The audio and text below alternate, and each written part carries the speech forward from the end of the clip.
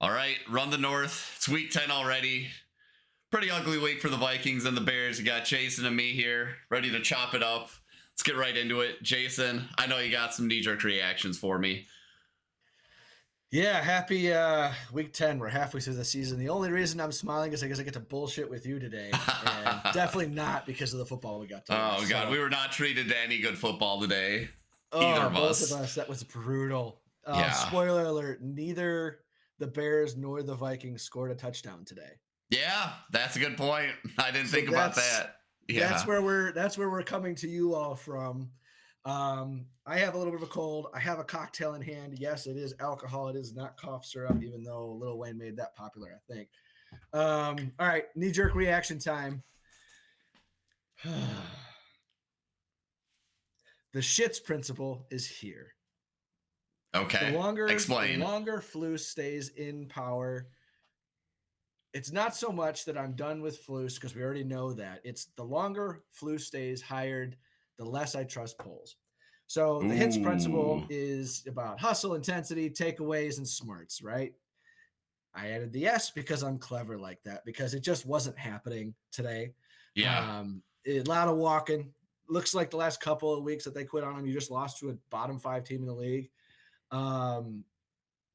Every time we don't see an improvement, I don't see that as an indictment of the coaching staff anymore. It is leadership. It's Poles, the GM. It's Warren. It's the McCaskies and ownership. So that's my knee-jerk reaction today. It's no longer like it's so obvious to say the coaching thing. Let's talk even more.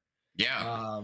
You're saying it's fallen on Poles at this point. It's like he needs to pull the plug on Flus because the longer he lets it go on, the worse he's going to look. So success and failure always goes back to leadership, and we've clearly seen, Bears fans and not alike, that this coaching staff ain't it. You sent me the video. They're chanting "Fire Flus." That was a home game, right? They're leaving with 6 minutes left in the game, and they're only down 10 points or whatever, 13 points. It's like, what are we doing? But you just know because we've seen it so many times before. So that's my reaction. The Vikings played the Jags in a noon game Lowly as well. Jags starting Mac Jones. Tell me what your reaction is there. Well, to your point, no touchdown scored by the Vikings either. My knee-jerk reaction and or hot take is, does Kevin O'Connell need to be worried that he's on the hot seat? Not that he's gonna, not necessarily that like in a vacuum he would lose his job, because again we're 7-2 now, good record, but it's like people are gonna look at it like, should it be Brian Flores' job? Because it's the defense. It's not the offense is doing just about everything it can to lose us these games. It's gotten progressively worse over the last 4 or 5 weeks, and the defense has shown out and not only kept us in games, but straight up won us games like they did today when our offense couldn't put a single fucking touchdown on the board. So the knee jerk is, does Kevin O'Connell need to be worried about losing his job to Brian Flores? And that's the thing, and that, to me, that's more of a coaching thing than an offensive production thing. And here's why, real quick, just about some numbers. Like, you guys had over 400 yards of offense again, and you held the Jacksonville Jaguars to 170 or 143, which is nuts. You 3x their yardage. You had 3x the time of possession, 42 and change to 17 and change. I mean, 28 first downs to 10. You killed them in every which category offensively. You just couldn't get in the end zone.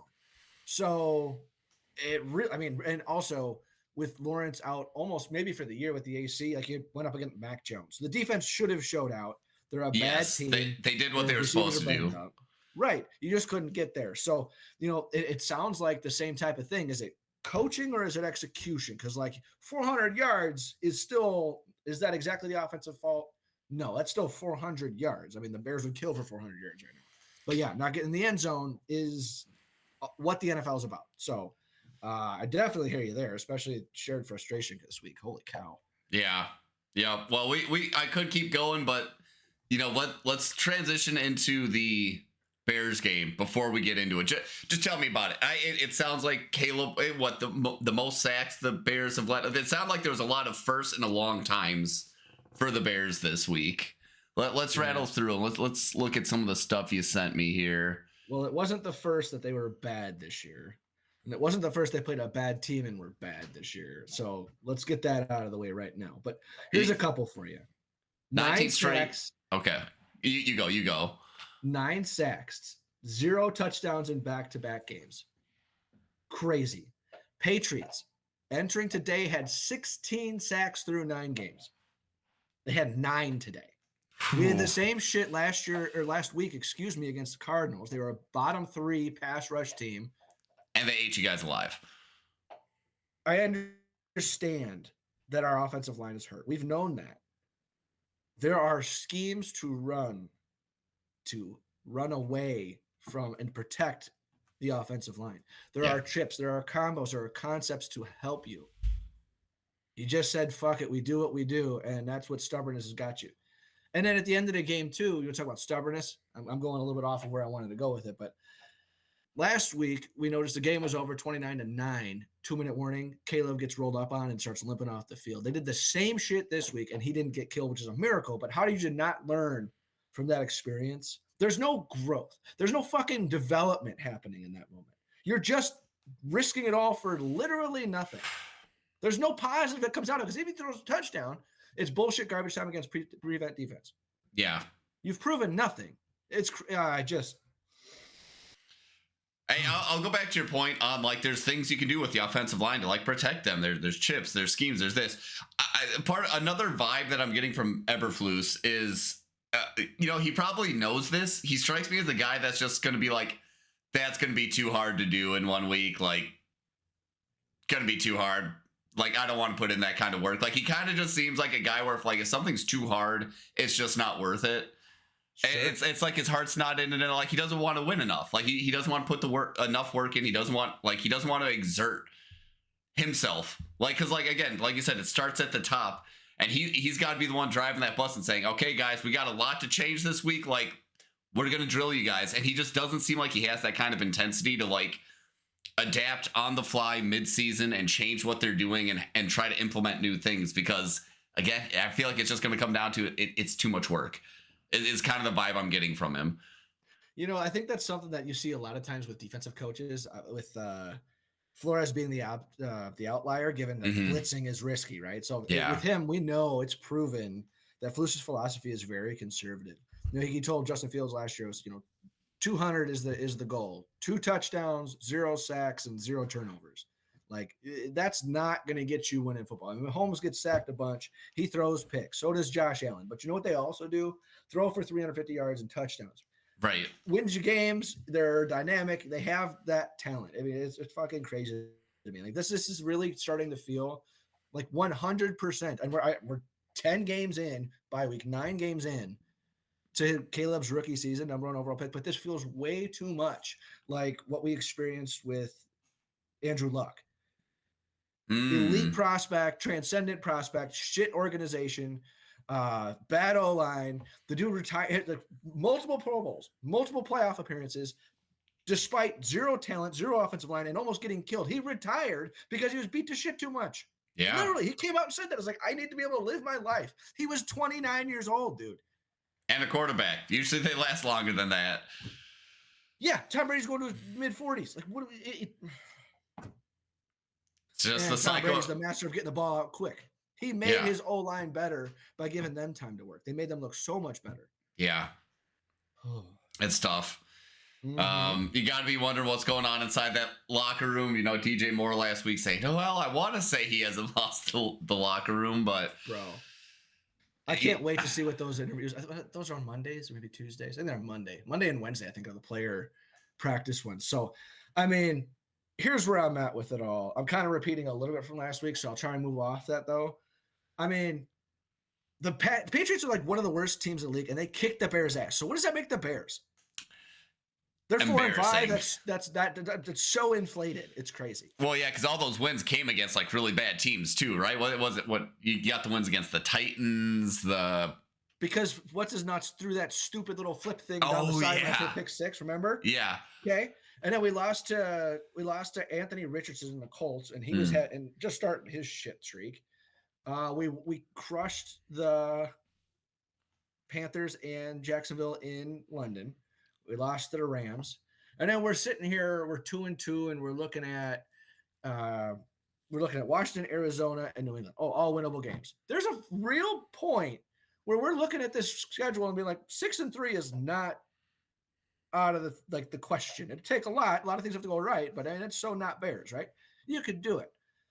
Not even like right now, I'm shocked we're 4-5, right? Yeah. Okay, I'll give you the Panthers, I'll give you the Jags. But even looking at the numbers, you shouldn't have 4 wins right now. It's so typical Bears. It's brutal enough when you have the announcer at the Bears game calling out, well, it's been 4 quarterbacks. John Fox did it with Trubisky, then with Fields. Then it's like the cycle continues. It's 16 years in a row, dude. If assuming that Caleb goes to term with a second coach, and then the whole thing, it's just. So bring this back to the McCaskies. Like how are they're the constant thread through these 16 years where we've just been stuck in the cycle with the Bears. How are they impacting all of this process, right? You got to figure, like, you think a lot of it lands on the GM, but at a certain point is his hands being tied by the McCaskies and their unwillingness to make football sensible moves due to the, political or PR implications of them. Like, am I onto something there? There's no doubt. I mean, that's what we were talking about a little bit last week. Just you got to have a crazy motherfucker to win games. And that's why Ditka was the crazy dude in our locker room when we went in 1985. So 40 whatever years ago. Yeah, it's all about the guy that looks good, sounds good, and sit next to Virginia in church. Like, yeah. It's so brutal. They're so worried about their image. Yeah. They don't care about their football image, just like the. But like even who's their sitting next to Virginia in church. The way that they put out, they're all corporate, good Catholics. The world's moved on from that. They don't care that you're nice people. They want to see wins. They're not a fan because you're nice. Yeah. They're a fan because you have good memories. You have intrinsic value for something that you put on the field. And you guys just don't care about the winning. You're not willing to make tough decisions. Like a good organization, even bad organizations have already done this year. They've fired guys mid-season. Like, it's just ain't cutting it. We're doing whatever. Fuck it. We're firing. We have to do something to maybe we're not going to win this year. Like, we understand it's not likely to go someplace with an interim head coach, but we have to give a show of something to the fan base, to the locker room. Like, all right, we know that this shit's principle is based on hustle and you get graded on lowest. The players do not give a shit we see walking on the field. That is supposed to be the number one cardinal sin. Take that, McCaskies. So, I mean, really, George should have called Kevin Warren. Kevin Warren should have called Poles. Who's Kevin Warner? Kevin Warren used to be the head for the Vikings. He's one that built your stadium. Now he's our president of football operations that we took from the Big Ten, and he was with you guys before that. Okay. He's the one that's running the whole thing. Okay? So he's the step above GM in this conversation of ownership. So interesting. Flus, Poles, Warren, McCaskey. Got it. Those calls should have been coming down. You know what? Go in at halftime. Fucking fire this coach and the entire staff. Let go Friday night or varsity blues on them. Let the kids coach the second half themselves. I don't care. But he should have gone the fuck into that locker room, fired them at halftime. Then, when the game was over, gone in a press conference and fired their asses again. It's truly crazy that we haven't gotten that. So, up the pecking order. If Poles didn't do that, you fire Poles. If Warren didn't do that, you fire Warren. You can't fire ownership, but if when Virginia dies, nothing's going to change. Right. So the only way this could potentially start to see improvement, because the delusion of this cycle is now taken over. Like people are over it. Fans are cheering fire Flukes. They're leaving. That's never a good sign. That's not a good sign. We're in week 10, dude. We haven't had a home game in a month, and they should be excited to be there. We know we can get an easy win. He gets smoked. Yeah, I mean, you got a rookie quarterback. You should be excited to go see him, but that's tough. Here's how you get it. And I sat my wife down. We were watching the game. Third quarter, I'm like, you know what? There better not be not a single fucking Bears item purchased this year for a gift, birthday, holiday, Christmas, stocking stuffer, not a fucking thing.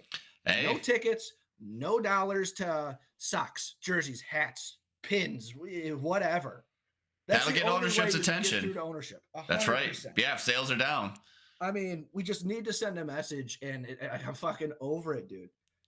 I just go back to the field real quick. What we've seen with Caleb was like the first couple games around. I was going to ask you. I was going to bring it back down to let's talk about the X's and O's of this game. Yes.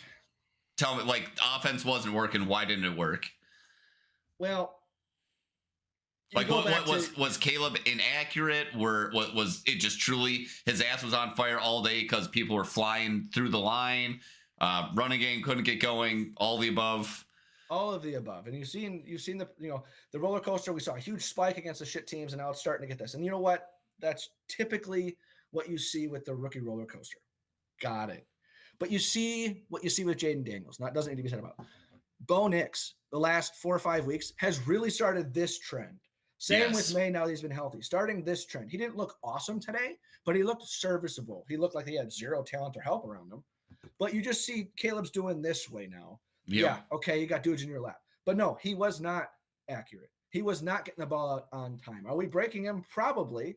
Seems like, they probably practice one thing with a certain timing in practice, but like that, it's just not realistic timing because he's constantly under duress, so he doesn't get to set his feet and hit receivers in rhythm. And like, I think you need those reps where you can take the 3-step drop, set, and then release. And Caleb probably just doesn't get to do that a whole lot. He should be able to practice because you know what? First drive right out of the locker room, he did exactly that. It was a 10-yard comeback on the sideline to DJ Moore. He was not open, and he threaded the needle, and he got an extra 7-8 rack yards because he carried the corner to 7-8 yards.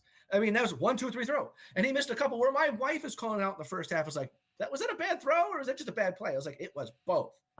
And okay, again, disclaimer that again, we know it's mostly the third string offensive line. Got it. Those guys, half the offensive line, practice squad guys. Not exaggerating. Yeah. Absolutely crazy that we had to go in a game like that.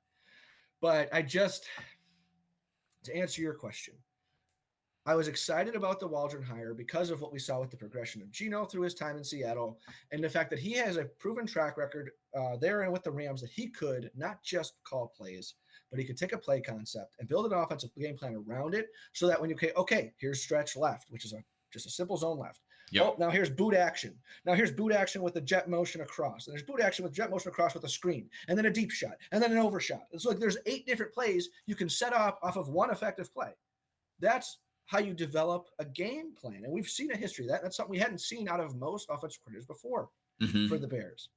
Well, now he's just back to getting up the dinner menu, and he's just picking plays. Oh, I'll have the stretch left, and I'll have the play action right with has nothing to do with that. And then we'll do double gun tight, and then we'll go under center. It's like 12-year-old Will playing Madden. Yeah, there's not a rhyme or reason. It's just like, that sounds fun. Let's try that. Yeah, pretty colors. Like that. It's really that.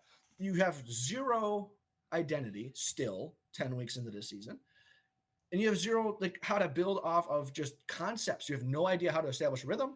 They thought they could get that with doing fast-paced no huddle type situations. It worked early in the years against bad teams. Well, now Patriots are bad, but at least their defense is usually like bend but don't break. We've known that for decades. But man, it's just nothing is nothing is nothing. They have not scored a touchdown in 3 weeks, give or take a quarter or two. They've been outscored since the bye week. What's the bye week supposed to do? Get you healthy, get you regrouped, get you reorganized, and kind of propel you into the rest of the season. They have been outscored 66-27 since the bye week a couple weeks ago. That is almost 3x. I'm looking through some of the stats he sent me. Chicago Bears last time was 0 touchdowns in back-to-back games 20 years ago, 2004. Patriots defense, 9 sacks, tied for second most in the franchise history. Just wild stats. Got 19 drives without a touchdown, longest active drought in the NFL. Not to pile on, but it's a rough one. So here's how I knew it was going to be that type of game. Get through the first drive defensively, so the Bears open the game, kicking off to the Patriots. Okay, whatever, fine. We get the ball. It wasn't a 3-and-out, but short drive, 5-minute drive. They punt. We have a great punt return to the +50. We're at the 53-yard line, maybe. Flag. No. Oh. But pretty much. But basically. First play, stretch left, which is your first fucking problem right there. Oh, we need to run the ball. Fans want to run the ball. Run the ball. Okay, 3-yard gain. Bullshit. Everybody knows. Huge flip the play field. Your first ball, +50, it needs to be at or in the end zone, open or not. Really? See, I didn't know that was a thing. It's not a thing. It's just a common sense thing. You need to be able capitalize. Because if you can get a touchdown in 2 plays with a momentum shift like that, sudden change. I mean, it's not a sudden change because it's not technically a turnover. Well, plus since you're already on the other side, you're kind of afforded that like freedom to take a shot and have it not work. It's not like you're doing it from your own 20-yard line where shit. Now we're 3 and out from our own 20-yard line and we're giving up a ton of field position. It's like you get that bonus field position, so take a shot with it. Right, you're within your scripted, first 10 plays, 15 plays. You're at the 47. You're plus 47 right now. So you are 7 to 10 yards out of field goal range. Okay. You take the shot because you take the shot. You get the score, great. If not, you've already got the defense on their heels. You did not open the offense up the last 2.5 weeks. You didn't throw a plus 20 at all. And what you do is completely predictable and covered. You just take the shot. Everybody knows, like that's football 101. Then the next play, you take the shot after running the ball the first time, which is stupid. So it's 2nd and long, and then you get 3rd and long and you get sacked. So now you're out of going for it on 4th down range, let alone field goal range. Now you're punting, and then he shanks the fucking punt. Oh, I mean, it's so typical Bears. Just top to bottom, just hard loss. First drive of the game, and everything about it's just here we go again. Well, Jason, you're being negative. Jason, come on. I'm gonna hit the lights. Keep talking. No. I've seen this for the last 20 years in a row.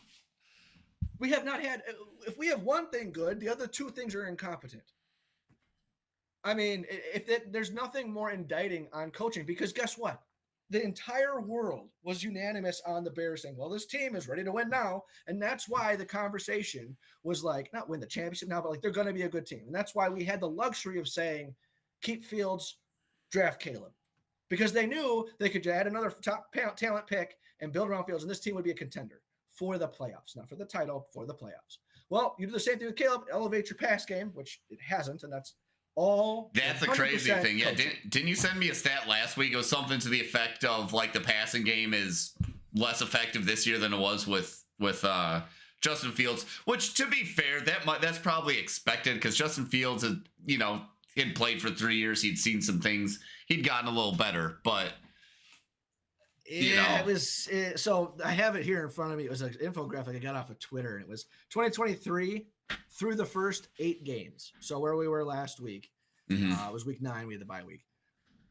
Under Fields in 2023, they had 171 points, 171 with 321 yards per game. That's total offense, not passing. It's total offense. This year, fast forward to the exact same spot in time, the Bears are averaging 1 point better.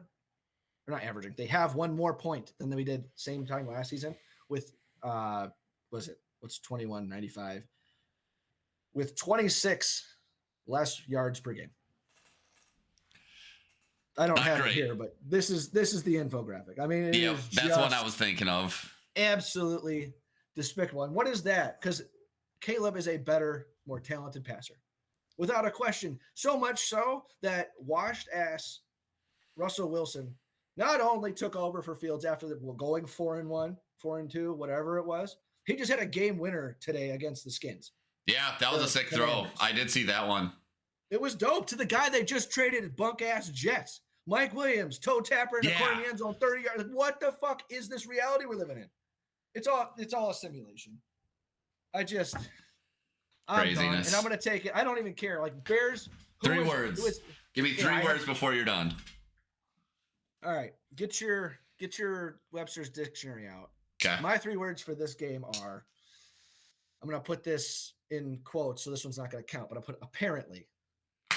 Okay, so that one's not gonna count. So I'm just setting the stage. So apparently, and my 3 words are which is apostrophized. I'm a masochist. Okay, masochist. You like pain. You What's a masochist? Yes, someone who takes pleasure from pain. Pleasure from pain and punishment. Not to be confused with the other one who gets off to it, but I definitely a sadist. I think is the one that takes pleasure from inflate. So I think Eberflus then would be the sadist. You might say. No, it would be the McCaskies. The McCaskies, yeah. But we keep showing up, and it's just absolutely brutal. Anyway, I'm going to end on that because there really were no positives to take away from that because we're still left ambiguous. There is no potential for growth. There is nothing to really get excited about or hang your hat on. And especially don't forget there are no moral victories in football. So I'm going to take that opportunity. Any last comments from you? Otherwise, I'm going to let you flip it over to a slightly less depressing game from the Slightly, Vikings. like an inch less depressing, maybe because we pulled out the win. But no, I'm good. We can shift gears into Vikings talk here. Fire away. My 3 words very well could just be ugly, ugly, ugly. It won't be my 3 words, but it was just, everything I've been talking about with you for the last several weeks, especially the last like 5 weeks, where I've been talking about the wheels are starting to come off. You just keep seeing it. Like, we haven't had that game yet where we've lost to a really bad team. Could be next week against the Titans. But again, the offense, like, something just doesn't look right with Sam Darnold right now. Again, stat sheet looks great. We had these 2 or 3 long, sustained drives, like super light. It was like 12, 13, 14, 15, 16 plays, something like that. And then he chucks a pick into the end zone. A bad pick. First of all, let's look at the box score here, because I think the box score is just... Let's talk about that. It's just such an interesting box. 38, 241, no touchdowns, 3 picks with a 48.2 passer rating for Sam Darnold, like you mentioned. So, sounds like he forced a pick. We know he's pick prone. Like, he's good for like 2 sweet touchdowns and 1 bad pick every game. Honestly, I would have taken that the last several. I don't think he's good for 2 good touchdowns and one pick. I'd say he's good for 2 good picks and 1 bad touchdown a game. So let me ask you this. You had 400 yards total offense, 241 on the air, the remainder on the ground. Pretty well-distributed game. I mean, 8 for Hawk, 4 for Oliver. That's taking advantage of the tight ends. 5 for JJ, 2 for Addison, 2 for Jones. Jones had 17 rushes. Akers had 13. Darnold had 7. So, like, your playmakers are touching the ball and moving the ball. What was it really that they couldn't get in the end zone? Was it the picks that just stalled drives? Was it lack of execution? Were they getting just blitzed out of nowhere? Was it because it's an AFC opponent? Is it because it's a trap game? Where are your initial thoughts on this? Because we've been talking about this last couple of weeks now, where the offense is producing yards. They are moving the ball. They're just not scoring enough points. Talk to me. It's a good question. I think it's not a surface level issue. I think it's something a little deeper. And again, something I think I've been talking about, which is I think the offense lacks confidence. I think it's a confidence issue. And I'll say this. I'd say a fairly nuanced take on KOC. Even though my hot take at the top of the hour was, is he in trouble? Is Brian Flores, putting some pressure on him? The only reason we get all those yards is because Kevin O'Connell, I think, is good at scheming up plays that can sustain a 10-plus play drive consistently. I mean, we saw that several times. That's how you end up with a time of possession. 42 minutes for the Vikings, 17 for the Jaguars. There was a stat. We had more plays in the Jaguars' territory than they had total plays. It's these really sustained drives where it's like, okay, it's smart. It's like surviving football, where we get 3 yards on first down, 4 yards on second down, and then like 4 yards on third down consistently, where we're getting 11 yards over 3 plays very, very consistently. But it's like, that doesn't feel sustainable. Like, the Vikings are able to sustain it, but yeah. So you have a few of these long drives. You work so hard to get to the red zone, and then Sam Darnold throws a pick. I'm trying to think about how each of the picks went. I remember the first one, it was deflected, bobbled off someone's hands. Off of Jefferson was the target. In fact, I think the interesting thing was all 3 interceptions were on Justin Jefferson targets. Kind of interesting tidbit. The first one, it was deflected or like knocked out of Jefferson's hand, and then someone intercepted it. I was like, okay, that's fair. That happens. Not on Sam. The next 2 were just a little bit more egregious. One, he underthrows Justin Jefferson in the end zone when they're like 15 yards out. Kind of just an ugly pass. Maybe him and Justin Jefferson were not on the same page, or it's almost like Justin Jefferson's kind of running along the back, the back edge of the end zone. It's like maybe Darnold expects him to cut in towards the front of the end zone because that's where he throws the ball. Defender undercuts it, gets that interception. What was the third interception? I don't even remember like what the circumstances were on the third interception, but it another one that's just like not great. We had again marched down the field, and then we were in the red zone and we tossed it. It's not like, it wasn't like an arm punt or anything like that. Oh, okay. And yeah, it's just like, are we starting to see who Darnold is? You're looking at, or at least I'm looking at comments online. It's like, yep, this is the Darnold we've seen over the last several years, where he started hot on Carolina too, and then Baker Mayfield ended up taking over because he couldn't stop throwing picks. He couldn't throw a touchdown to save his life. I mean, it's like, is that a coincidence? Like, is that a thing where you start hot and you just can't, you fizzle out? It very much felt like one of those, the game, his infamous game against the Patriots where he was seeing ghosts. It's like, is this guy seeing ghosts right now? And again, to Kevin O'Connell's credit, like, he can keep that offense chugging along. And I think of most, I'd say like probably 75% of play callers, probably more, maybe 90% of play callers could not get this kind of production out of Sam Darnold. Well, it's very interesting too, real quick on the picks thing, is that you had a pick in the end of the first quarter. You were, plus 20. So you're on their side of the ball. You're like the 30-yard line or something. Then the next one was inside. It was like at the 7, right? And then the other one was at the 18. So you're all in gold to red territory, where it's like, that's the biggest place of all. So to your point, was it intended for JJ? Like, is he getting doubled? Are they doing a spy underneath where that guy's at? Like, are they traps? Are they because he's forcing it? That's going to be a really interesting one to figure out.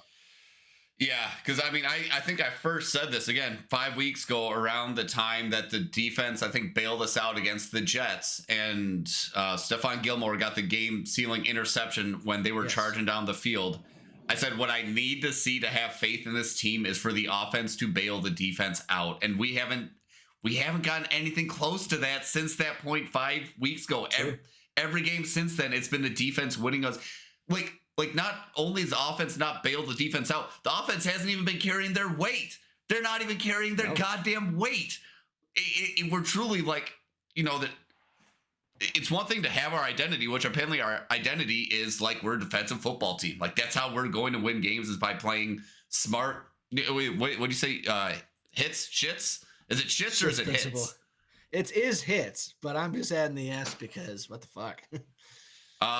Yeah. Defense is playing shits football. They're being run through what are all the letters? Smart, hustle, intensity, takeaways, and smart. That's what the defense is showing. Offense, it's just the wheels are falling off. I can just feel that impending game. It could, and our schedule is soft coming up. We got the Titans next week. Got the Bears the week after that, Cardinals week after that, Falcons week after that. Well, that's the point too with Bears on the infographic from today forward. We have the hardest schedule left in the league by win percentage. Well, because you're playing the NFC North for the rest of the year, basically. And then Seattle and San Francisco. So F&A, dude. Yeah. I mean, I could see it happening next week where defense doesn't show up to play, or like they just have an off week. Titans put up like 24 points on us, and the offense once again lays another goose egg where all they can muster up is like 9 points off of field goals or something like that. And that's where, because again, winning solves everything. Winning heals everything. So no one's like clamoring for KOC's head, or like really, no one's got the pitchforks and the torches out for Sam Darnold yet, because because the defense is covering for him. But it's going to take one bad game against a bad team, and the pitchforks are going to come out. And I feel it's gonna I'm talking myself into picking the Titans next week, honestly. Right now, it's like it's gonna happen. Like, the offense has to figure it out. So let's ruminate on that, because I got a point before you jump to the Titans game there. Let's okay, so you watched, I'm assuming, the whole game. You saw the end of the game, right? Yeah. Okay, so you guys are backed up at your own -10. So like, you're like backed up. There's a minute on the clock. 3rd and 8, like, you do not convert a first down. A first down wins it. You do not get a first down. Mm-hmm. On the last play where you are stopped, the first round pick, Tavon. Oh yeah, he just starts throwing. They are getting the ball back, and they're getting the ball back at like probably their own 40. Like, what a boneheaded play. 40 seconds left. This is very winnable. Even with Mac Jones, it's winnable because you're only down to a score. Like, dude, they lost the game. I think just I didn't watch anything but that last drive. No, that was pathetic. Whether you guys won it, because had that gone differently, a chance to lose it like in the last minute, that's so much more coaching and the offense letting you down, to your point. And if this is the game, this is that bad team we're talking about. This could have been that game. It could have. One play. Like, and it was a boat. It's not even like they didn't execute. It was after he was trying to rip the ball out, and then he's punching back down to get it, and then he gets, I thought I agreed with Mark Sanchez. I thought that should have been an offsetting because he went in and started it, and then he got ripped off. I thought so. I thought it was. I mean, I'll take it since it benefited my team, but I was like, the refs can't call it like this. Like, this ends the game. You can't make a game-ending call on such a gray area thing. Like, okay, on the replay, I was like, yeah, he did kind of look a little aggressive. A little aggressive doing that, but it's like, okay, game's on the line. You got to let these guys be a little like there wasn't any, like he's not fucking smacking, ripping helmets off and beating people with it. Assault. He's going for the ball. It's just after the whistle a little bit. Yeah. Even as like a fan that benefited from that, I was like, I don't love that. I hate games getting decided by referees. Well, we're going to talk about it for a week, and then, we come to week 14, and nobody cares. You're just talking about the win-loss again, because no one's going to remember that because it worked in your favor, right? Yeah. And then that one's totally getting tallied to like, fuck Doug Peterson. He should have been fired, when they lost to the Bears 5 weeks ago or whatever. And this is how undisciplined they are. And, your best player, your number 1 overall pick last year, literally 1-1 last season, 2 seasons ago, whatever it was, lost you a game because he was a bonehead. Because of after the whistle, boneheaded move. Yeah. Like, what? That's so on the coach. Like, you don't have these guys locked in. I mean, that's the Jags just goes back to like this being an ugly game. Like both sides, it was bad. Mac Jones looked horrible. This is actually a good segue, I guess, into my 3 words. My 3 words were gonna be defense, special teams. Just okay. That's the defense and the special teams won us the game. We got what's his name? John Parker Romo. Is that his name? Tony Parker Romo. Something like that. New kicker since Will the Thrill got injured. Yep. Came in, kicked 4 out of 4 field goals. One of them was a little dicey. We needed every last one of them. And then the defense came to play. We evened out that turnover differential, I think, because I think we were -3 in the turnover battle, and then we took 3 back right at the end of the game. So my 3 words would be defense, special teams. Fundamental football. Although there was one other point that I want to make. You probably missed if you weren't watching the full game. Kind of just a funny, just like a moment, just an interesting moment where it was a critical 3rd or 4th down for the Jags late in the game, like 2 minutes left in the game, and we sack Mac Jones again. It was either 3rd or 4th down, sack him, and late flag comes out because upon review, the guy that sacked him he threw his arm, just barely got that face mask with like one little tip of his finger. Got it and hooked it just a little bit and brought him down. And they called the flag on it. And the Vikings fans are just like, okay. Like, you saw that one. You did see the one on Sam Darnold. Yeah, you did see the one on Sam Darnold the other week. Or there was one, was it this week or last week on another team? There was another missed face mask. I'm trying to think. Do you know what I'm talking about? Yeah, I think it was last week. I think you're right. I'm trying to think of who it happened to. It was another like quarterback where it's like, this is Patrick Mahomes. This gets called, but it wasn't Patrick. It was right. I can't remember. It's not coming to me either. But yeah, just a funny moment where I was like, I mean, it was the right call. It was a face mask, but I'm like, oh, Vikings fans are gonna lose their minds over this. Right? No kidding. Speaking of losing their minds, I got one more of a general Vikings question opposed to specific to this day's game, but where are you guys? It's a question and then a follow-up statement to it. So where are you guys going to be if Aaron Jones actually gets hurt? Because it seems like there's 4 or 5 times where he's gotten either carted off or hurt during practice. Like he's not going to play. Oh, he might actually go on IR. And then 10 minutes later, he's playing again. Well, interestingly, something I brought up the last 2 weeks, Ty Chandler's been found. He showed up after Aaron Jones got hurt. He had like a couple runs. What's the stat sheet say? He had I think 2 or 3 runs for 11 yards, something like that. So Chandler had 4 for 18, but you guys traded for Cam Akers a couple weeks ago.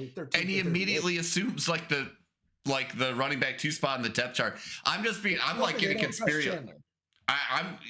Maybe it's an I don't trust Chandler thing, but I don't know what would have caused that. He didn't have I don't think he's fumbled the ball all year. Maybe it's a blocking assignment thing. Getting conspiratorial. Maybe he's just got personal stuff going on. I don't know. Maybe he's showing up to practice just reeking of weed or booze or something like that. Well, Akers has got experience with the coach and the system from Yeah, last year. that's So true. it used to be a trust thing. Yeah, But yeah, there's something there. KOC definitely likes Cam Akers.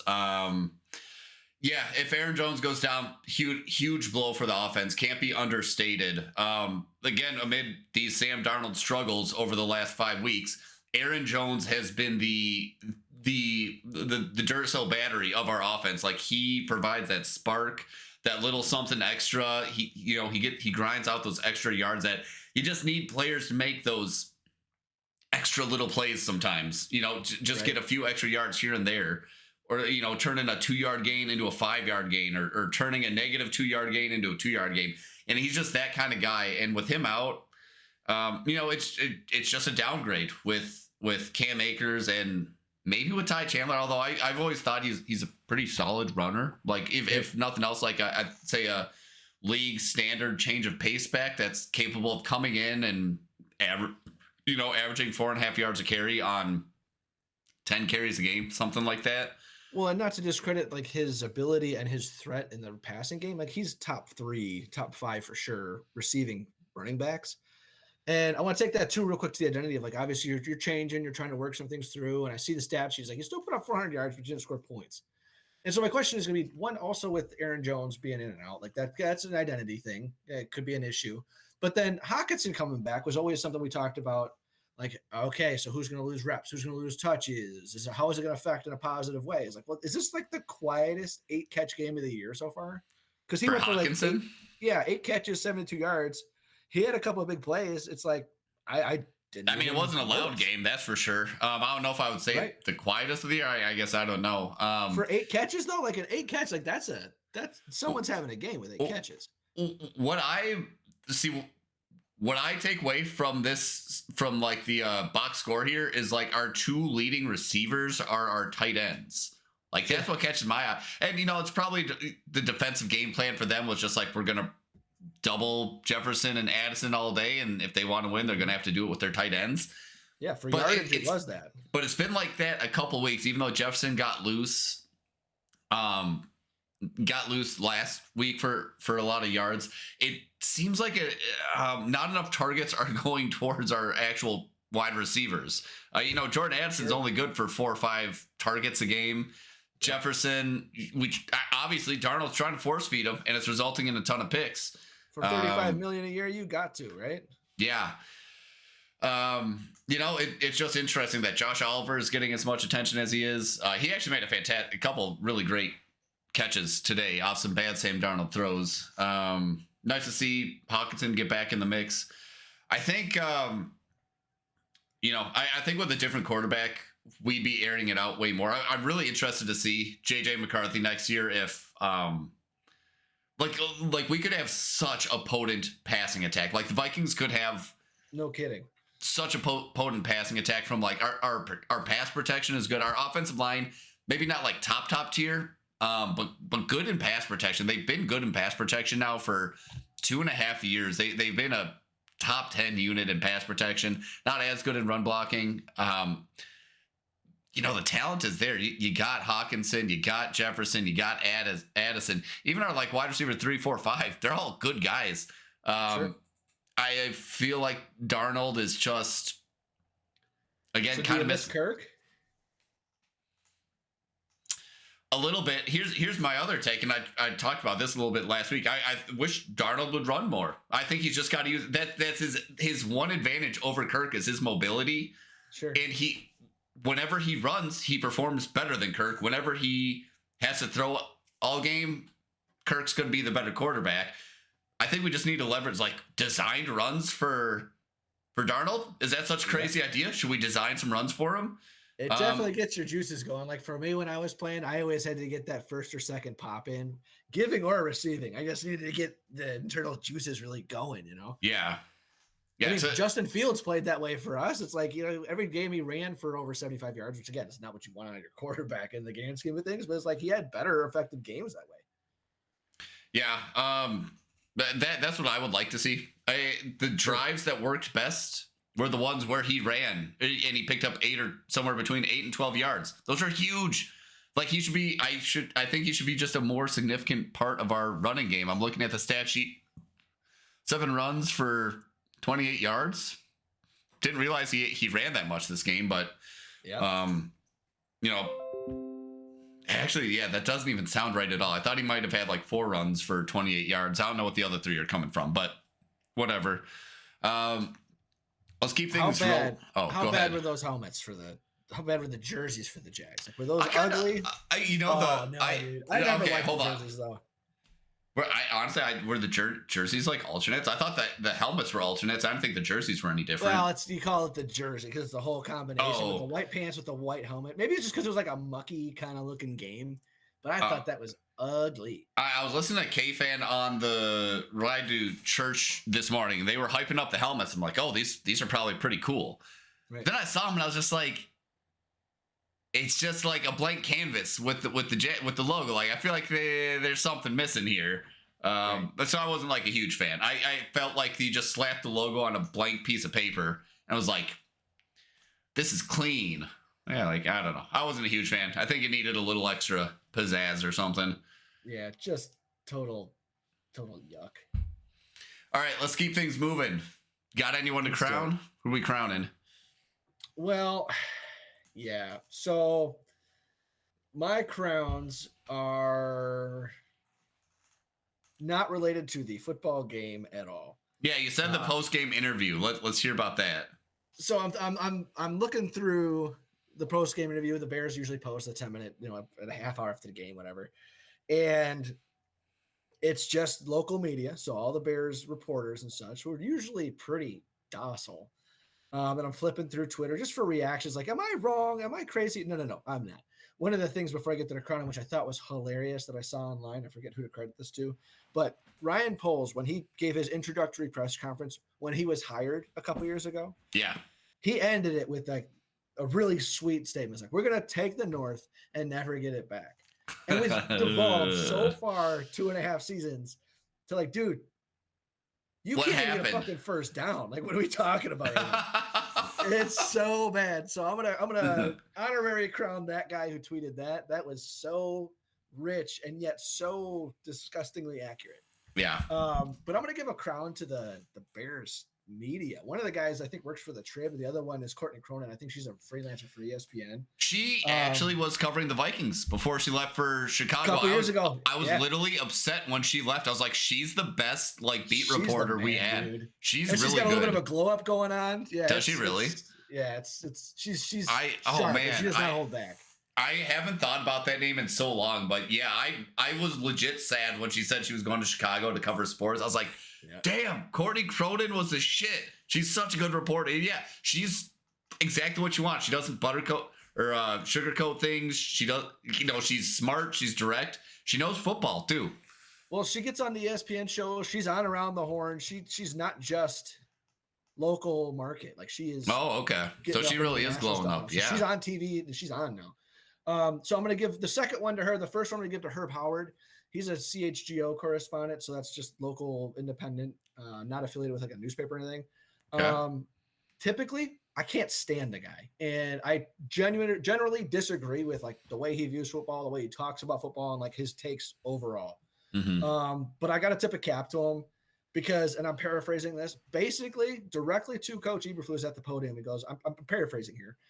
Are you willing to get fired over the idea of not switching offensive coordinators this season? Like, are you going to take responsibility and possibly lead to termination? I think is how he did it. If you're not going to switch play callers. And he's like, and Flus was just sitting there like, shit. And he goes, well, we're going to look at everything. Like he always does, right? It's like, okay, we're looking at political talk.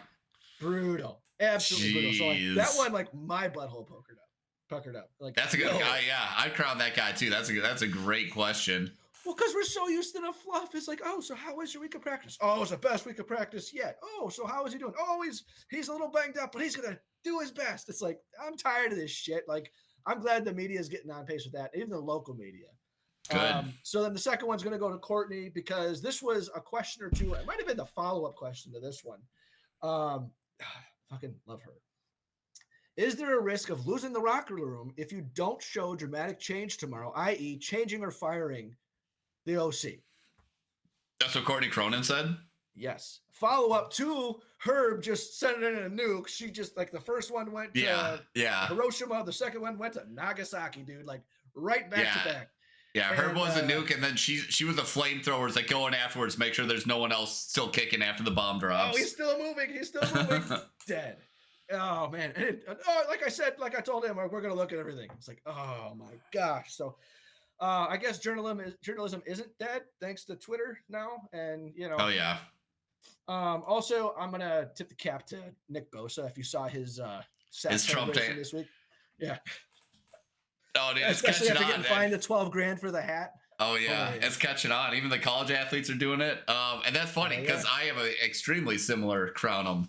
If you're done with yours, send it. Yeah. First, I gotta start off with I got to get his name right.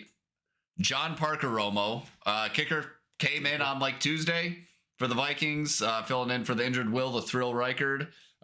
Went 4 for 4. Didn't have anything. They were all within like 30 to 40 yards, so they're all doable. But we needed all of them. We needed all of them. I guess we didn't need the last one, but like it made us feel a lot better. Crowning John Parker Romo. Then not necessarily our defense getting a crown, but our defensive celebrations were fantastic today. We had big, God, what's his name? Phillips. What's his first name? The D tackle. Yeah, the D tackle. Big white guy. Sean? No. No. Hold up. I got to get his name right too. Harrison Phillips. Harrison Phillips recovers a fumble off a loose snap and then proceeds to do exactly the gritty you would expect from a big old white defensive tackle. Does the gritty. It was fantastic. Second turnover that the defense got. They were all just doing ridiculous stuff, and then the Jacksonville mascot just comes up and tries to block it from the camera. Just because our defense is notorious for celebrating now, I guess. Which I thought that was pretty funny. Last one, Cam Bynum gets an interception on like Mac Jones toss it like 50 yards down the field with like a minute left in the game. He gets the interception, slides into the end zone, and he proceeds to do the ray gun Australian breakdance routine from the Olympics. You know, he's doing this. He like gets up, he starts doing this. It was you knew what he is Filipino, isn't he? He is, yeah. He's part Filipino. I think he had like an issue with like his wife's passport in the off season or something. Oh, really? Like, there was a whole thing about him this year. Oh, I had no idea. Representing his home country. Yeah, but you recognize it immediately as that one fucking cringy Olympic break dancer chicks dance routine. I was very, very entertained by the celebration. So, final crowns go to those guys for those celebrations. Aren't they? I think they're cutting the breakdancing for the Olympics next term around. Yes, they killed it. 1 year is all I think that's why, huh? Yeah. All right, around the north next. Packers on bye. Detroit hasn't played yet. Fuck them. Around the league. Detroit's got a game. They play the Sunday night game, and that's going to be all right game. I think they're playing Houston. 7-1 versus 6-3. Detroit's favored by 3.5 over under 50. They lost Diggs last week to an ACL, which sucks. But they're getting Nico Collins back off IR. So I don't. I could see Houston being like a sneaky pick. Like if you're a gambler and you wanted to take a underdog, I could see Houston. Like Detroit's got to not show up one of these weeks. Like they'll have one of those games where they, it's one of those NFL games where like you're just off.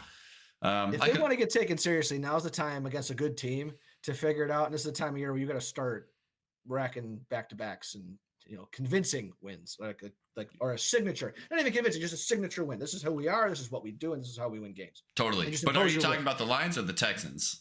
The Texans. I mean, the Lions. We know who they are. I mean, they're the most dangerous. I don't even know that I'd say they're the best team in the league, but they're the most dangerous. They might be the best team in the league, but they look like they're the most dangerous. So I heard it on a podcast. We're talking about breakdancing now. The whole Amon-Ra St. Brown up inverted. Oh, the pin, the bowling pin, from a receiver in like D2. Yeah. And then like everybody started doing it. Now it's like a thing. I'm like, that is so sick. Like it's when you get Okay, it right. I'm glad you said sick. I thought you were about to go. That is so stupid, and I was gonna be like, "Ooh, I thought it was pretty cool. Like I like it. That's sick. I like it. Yeah, you get it. You get the still frame shot of that. There's nothing really like cleaner. yeah, because Amon Ra did it, and then someone else did it. Yeah, it's all the receivers are doing it now. It's getting there. Yeah, that's very cool. I like it. It's gonna be one of those things like the Gundam style. Whatever, it'll be gone in a month. But you know what? Enjoy it while it's here. Exactly.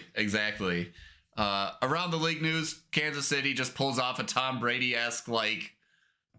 Yep. Dude, freaking Denver just had to kick a field goal to win, and they get it blocked. Go figure. Patrick Mahomes got some devil magic going on, some black magic. Sold his soul to the devil so he could have NFL success. But yeah, I don't know. He made the same deal that Tom Brady did, apparently, because it's like they just win games that they have no business winning. Right. I at this point, I'm sick of it. I have one of my favorite uncles, lives in Kansas, big Kansas City Chiefs fan, so I cheered for him for a long time for him. I'm officially past that. I'm like, I'm sick of these guys. They don't deserve to be winning this much. I'm over the Kansas City. And plus Taylor Swift getting involved now. I'm just like, I don't give a F about that girl. That's why I'm out. That's why I'm out specifically. Because like I'm actually really enjoying the evolution. Because we saw the same thing kind of happen with Brady, is that like they were a defense only team, manage the clock, don't fuck up. And then as he got paid and more, they switched from offense to defense. Now with Mahomes, it's really the exact opposite. It was all offense, and now they're transitioning defense. They're still finding ways to integrally win games. So that's pretty sweet. But yeah, it's getting obnoxious as shit. I'm with you. Yep. Actually, we had this is 2 weeks in a row. We had a sweet Thursday night game. That Thursday night game was sweet. And we have the two highest scoring fantasy quarterbacks right there, Lamar and Joe. Sweet barn burner. Yeah. Jamar Chase had fucking 230 yards receiving. Yes. What the hell? Well, that's crazy. So I thought I had it bad. Imagine like back-to-back weeks putting up 30, 40 plus points and still losing. Setting that's a good point. Records with how talented your quarterback and receiver is, and losing games still. Crazy. Tell me that ain't coaching. Yeah. The coach is the guy calling the plays that the offense would go, but he can't get the defense right. Yeah. DC so is that more the coach or the GM? Like that's always something that you always or maybe the DC. Well, the DC is the reason they were in the Super Bowl a couple years ago. Oh, I guess so Zach Thomas is like a defensive head coach, isn't he? No, Zach's the OC because he came from the McVay system in the Rams. Okay. Lou Amoranu, something. I don't know. But they just don't have the money right now because they're going to pay Jamar. They already paid Joe. They had to pay the left tackle and the right tackle. Running out of money. Yeah. Need more young talent. Crazy. The NFL talks about how much they love international games, but they just keep sending terrible teams to the international games. So Giants, Carolina, that sucked. Not a whole lot else to talk about. San Francisco pulled out one on Tampa Bay. We talked about Pittsburgh, Washington a little bit. Arizona's putting in that work against the Jets, who are in the red zone now, 24-6 in the start of the third. Cardinals are frisky. They're trending upward after the Bears win. So that's something. I don't know what to make of them. I feel like that's just going to be one of those like borderline playoff teams that's like, are you really going to be in the Super Bowl? Like, but at the same time, you don't play to lose. So, we'll see what happens there. I'm going up in my work league against Joe Burrow, and I needed Kyler Murray and Marvin Harrison Jr. to overperform like a motherfucker. And I saw that they already had one touchdown connection. So that'll help. Hopefully they get a second one here. My bad team is crushing it, and my good team is getting waxed. So hate to see it. Yeah, it's gonna be a weird. Oh geez, and he's still got 3 guys to go. I've had so many dudes. I'm sure I'm talking to everybody when I say this. Is like I've got so many dudes hurt. Kincaid out halfway through the game. Cooper out before the game started. Olave concussed for life. Higgins, Mike Evans. You imagine how T. Higgins could have put up some yards in that game too. Like this has been the week, man. Yeah. And I just cannot catch a break. I've got 5 guys on my bench. And then I started Kincaid over Andrews because I just don't trust Andrews or Thursday night players. So that's why I put Kincaid in. I feel like you can start trusting Andrews. A little bit more, yeah. But again, the whole Thursday night curse thing is kind of That's still in my true. bones, and I just like and it's a Yeah. division game. I couldn't do it, and it's killing me right now. So Dang. I don't even know why we play. I mean, I know why I play because I'm an addict, but Oh yeah, absolutely. Yeah, my teams have been doing pretty good, reasonably. This Sure. week seems like the down week. I got a lot of guys just on bye this week. And you know what? I've been pretty successful in fantasy football the last like 2 or 3 years. I've won a couple leagues. And it all just comes down to I seem to be extremely lucky in avoiding guys that get like major injuries. It's really all it comes down to. And a lot of times it's guys that I really, really wanted in the draft. And I don't get them. And I'm like, damn, I guess I'll take so-and-so. And then so-and-so, I'm like, oh, pleasant surprise. They're like, yeah, it's like Derrick Henry this year. Yeah, well, I was actually going after Derrick Henry a lot in my best ball drafts, but yeah, Sure. Yeah, we'll see. I'm probably gonna lose both this week. Maybe I got all a three. lot of week 12 and a lot of week 14 buys, and that was not Ooh, planned. So when I need some momentum the most, I didn't really think that through because, like you, I didn't get half the guys I wanted. yeah, So yeah, it's gonna be like I just have piecemeal rosters on all my teams right now. Like nobody's really sustaining or trustworthy. yeah. So Just gotta hope to brutal. get insanely lucky. Yeah, that's all. Well, that's what it is. Stay healthy, and that's the biggest luck you can get. So, Yep. anyway, next week you guys have Bears have the Packers, and that's going to be crazy because I hope you smack them. That's a get right game right there if I've ever seen one. no shit, but that ain't going to happen. It might. It's at home. It's a noon game, Soldier Field. What really bums me out is Tom Brady is calling that game, and not that he's you're calling talking the about game, this a little bit, but the fact that he's an owner and he's got to kind of chill about being so aggressive. Like I'd almost rather have Joe Buck and Troy Aikman call him just to rip this team to shreds. yeah, They're quitting on the sure. coach. Ownership doesn't fucking get it because they've done it 5 quarterbacks in a row. It's a systemic issue inside the organization. This is bullshit. And then it's like, oh, finally someone's saying it. You got a young quarterback. You got a coach that's more defensive minded. It's like just, you get the crap. It's like, I can't listen to another thing of that. And then you guys are at Tennessee, which, actually how they're playing the Chargers right now, and they were keeping it close before we hopped on. 20-10 into the fourth. No, They're that's down. pretty close. But still. Could have been yeah, we'll see. Honestly, I think next week I'm picking the Bears and I am picking the Titans to win against the Vikings. Just going off of vibes. I mean, I'm definitely not taking the Bears. I didn't think I was. Dude, here's the thing: divisional games, like anything goes in divisional games. If there's anything that's going to get a team like the Bears, who Rodgers for years said he owns, like if anything's going to get him fired up, it's the Packers. I mean, but you got to think about it too. Is like the Packers are on bye. Are they even like watching tape? They're not even watching Bears tape. They're looking at San Fran tape. Surely they're watching tape. Yes, I'm hyperbole. Like I'm exaggerating a little bit, but it's like, yeah, we'll spend Monday, Tuesday of the bye week on the Bears, but then let's start planning for Detroit. Let's start planning for San Francisco. Like, let's put a little bit of extra something there, because it's like, why would you waste the time? They're 4-5, looking like 1-9, like or 1-8, which is another thing, dude. We are unceremoniously through half the season now. Like everybody's got 8-9 games played. Yeah. And how fast? Like I understand we're mid-November now, and the next thing we're gonna be talking about after next week is talking turkey. But like, we have the off months are so long and the on months are so quick, right? I know. God, I miss football so much when it's summer. Thank God it's the summer. Thank God it's summer and I can enjoy summer. But yeah, I like there's that brutal like 3-month period in between like the season ending and the draft happening where it's just a bunch of bullshit. Right. Like nothing happening. Yeah. Oh, so-and-so took a top 30 visit to so-and-so's team. It's yeah. Like, oh, really? What's he like? Fucking standard operating procedure, dude. No fun. There's nothing. Yeah, only a time for true NFL addicts. Yeah, no kidding. All right, that's where this episode finds me, man. Go. I'll put a cherry on it. Week, right?